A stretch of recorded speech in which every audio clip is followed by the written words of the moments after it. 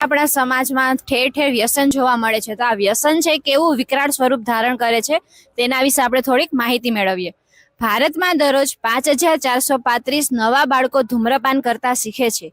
ભારતમાં 2 કરોડથી પણ વધારે તમાકુના બંધાણી છે.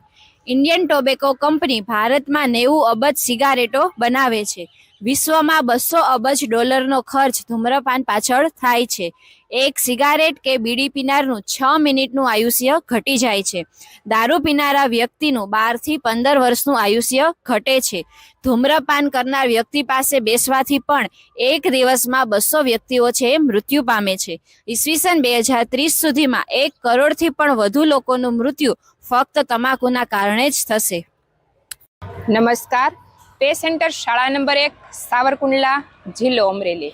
ઉજાસભણી કાર્યક્રમ અંતર્ગત આજે અમારી શાળામાં વ્યસન મુક્તિ સેમિનારનું ખૂબ સરસ મજાનું આયોજન થયું છે. તો ચાલો આપણે આ પ્રદર્શની છે એ નિહાળીએ. વ્યસન છે એ વ્યક્તિના જીવનમાં વિનાશ નોતરે છે અને માનવના જીવનને નર્ક સમાન બનાવે છે. તો વ્યસનથી વ્યક્તિને છે એ શારીરિક, માનસિક, પારિવારિક, આર્થિક, ભાવનાત્મક અને સામાજિક રીતે ખૂબ જ નુકસાન થાય છે.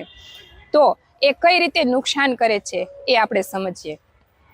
શારીરિક રીતે ફેફસાની બીમારી, કેન્સર, બ્લડ પ્રેશર, અશક્તિ, રક્ત વિકાર, અકાળે મૃત્યુ થાય છે, અશક્તિ આવે છે અને હૃદય રોગ જેવા હુમલાઓ છે એ આવે છે.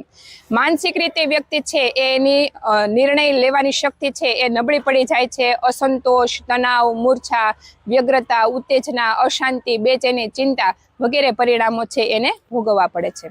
પારિવારિક રીતે ખૂબ જ ઝઘડા થાય છે, સંબંધોમાં તિરાડ આવે છે, પ્રેમનો અભાવ સર્જાય છે અને આયોજન, નિર્ણય શક્તિ વગેરેમાં એનો અભાવ સર્જાય છે.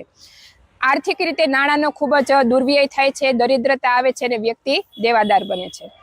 ભાવનાત્મક રીતે આત્મહત્યાની ઈચ્છા થાય છે, જીદ્દીપણું થાય છે, હિંસક વ્યવહાર થાય છે, ચીડિયાપણું આવી જાય છે, ક્રોધી સ્વભાવ થાય છે અને આક્રમકતા છે એ વધારે ઉગ્ર બને છે.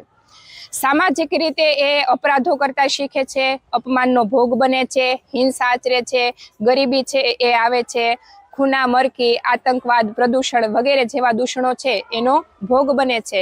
તો આ વ્યસનો છે એનાથી આપણે ખાસ કરીને બચવું જોઈએ. નમસ્કાર, હું હિતેશ જોશી, આસિસ્ટન્ટ શિક્ષક શ્રી પે સેન્ટર શાળા નંબર 1 ઉજાસભણી કાર્યક્રમ અંતર્ગત વ્યસન મુક્તિની કીટ આપવા માટે હું યુગ શક્તિ ગાયત્રી પરિવારનો આભાર માનું છું.